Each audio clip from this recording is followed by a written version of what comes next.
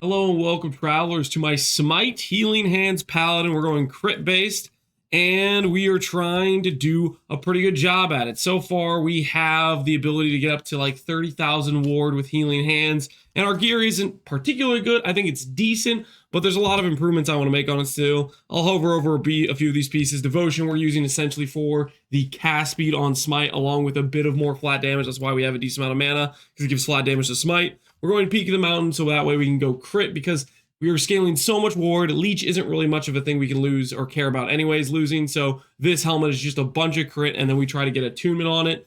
Ideally, in the future, I want to test out a setup where I am actually not doing Smite, but entirely Healing Hands.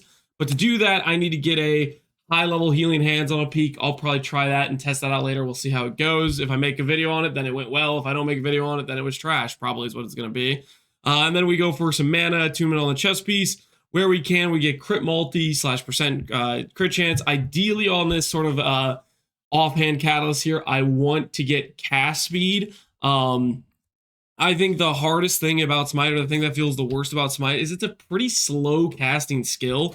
So I'm heavily prioritizing cast speed wherever I can get it. Ideally, if I'm going to be min-maxing some gear pieces, I'm going to be trying to get cast speed on our catalyst that we don't have. I'm going to be trying to get cast speed on our relic that we don't have currently. All that sort of stuff starts making Smite feel better to play, because in my opinion, at base, Smite has a very slow cast speed, which feels a bit awkward and a bit bad.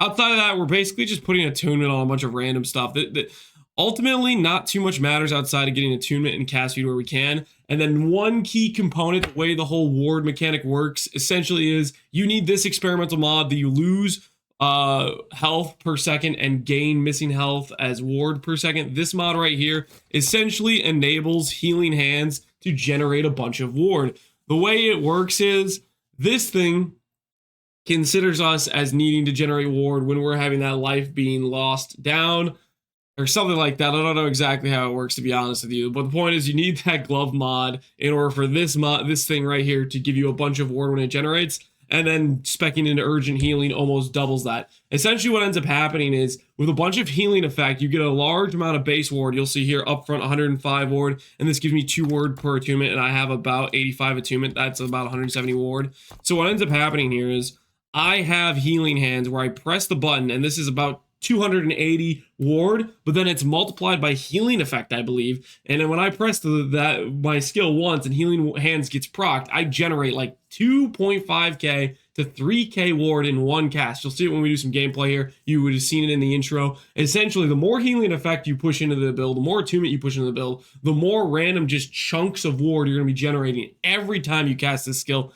It's a little bit crazy to think you could have an entire life-based character that has a lot of life, being like 4k life, and then I press this skill one time and I'm generating that entire worth of HP pool, but I can just keep pressing the button and spamming it and generating that ward to a ridiculous number. It gets a little silly. Outside of that, we have a 100% chance to proc our Smite with the Hand of Aurelius, and then we are using this node right here, Home Ward, to make sure it always puts that extra ward on top of us. If we don't use Home Ward and we cast the Smite at an enemy like over here, we're not going to generate that ward because the Healing Hands is not going to be on us. The downside of doing this is it makes the clear worse, because normally if you're casting on an enemy, you'd have that AoE explosion of Healing Hands and it'd be killing packs of monster.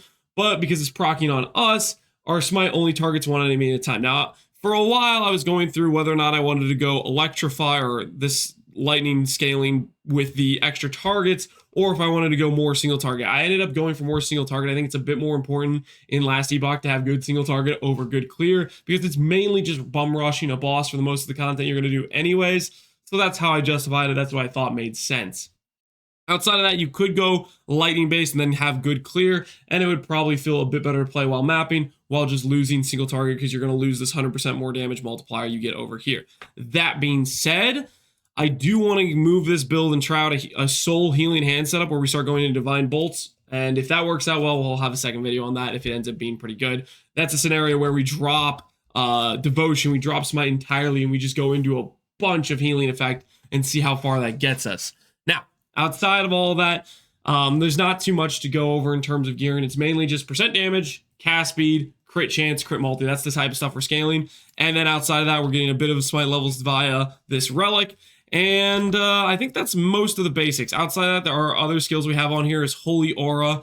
I'm not sure this is the right choice. It just gives us some extra pen. It gives us some healing effect, gives us some percent damage, gives us some crit chance, gives us crit multi. It's just a nice little buff skill. You can press it to double those buffs for a short duration. There might be a reason to go Javelin over this to have more smite procs, but I'm not 100% sure. And maybe that would work. Maybe it wouldn't. I don't know for sure. To add in like a movement skill might be the play. I don't know. I might test some more stuff out. And then Volatile Reversal. Basically, this is the skill that you have to press every single time you play a Sentinel character because it's just so good. Essentially, what it ends up giving us is 30% cast speed, and then it makes enemies take, I believe, like 60% increased damage because it gets hit 2 enemies hit by 2 of the Void Rifts or whatever. It's a huge damage multiplier, essentially, along with the fact there's other things you can end up doing with it. Like if you're a dot build, you can make them take even more damage, and it gets a little bit silly. But yeah, this is the setup we have here for skills. Now I'm going to show you guys what it looks like to do a regular map or a regular monolith. Right now we're at 155 corruption. I just started leveling this character up. I just finished going around getting mostly okay blessings. Like I need to redo this one for higher crit avoid, but we have some percent fire. We have, okay, I probably need to redo that for higher mana, but don't talk about that. We need crit multi.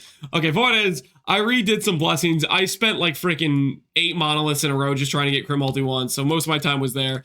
Needless to say, we haven't been able to push corruption that much, but I think this should be a monster when it comes to pushing corruption because of how much ward you can generate, and I believe it can be pretty high single target as well. So let's go ahead and get into just a regular monolith scenario. I showcased at the beginning an Orobus and a T4 Jorah just to give you what it looks like while bossing, which essentially is you can just turn off your brain. Now, when I am mapping, because we're using the Devotion Amulet, Devotion gives me cast speed and flat damage on my smite as I have less mana. So if you look at my smite tooltip, it says 125,000.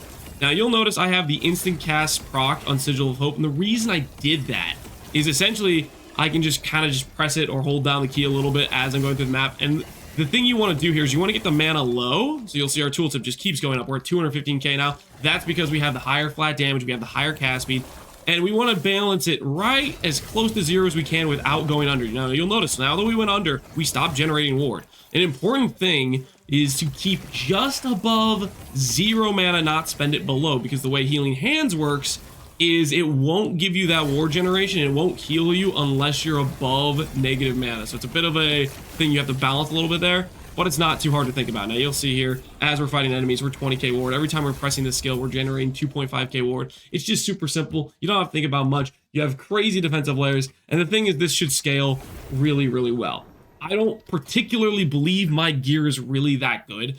I think that I can see many improvements to make on these pieces, and with how good the character is, I'm excited to try to push that a little bit more, and we'll see where it ends up. Anyways, this is my take on doing a smite crit-based paladin. Give you a quick look at the passives we took here as well. We went for strength for the armor and get some res, and then a bit of, I guess, 1 point vitality so we could grab this block here. And we went for some armor, less damage taken, and a bit of CDR for our movement skills, i.e. I just lunge around a bit. There's not a lot of good nodes in the early tree here for our character. I guess technically we could start going for the mana gain on hit.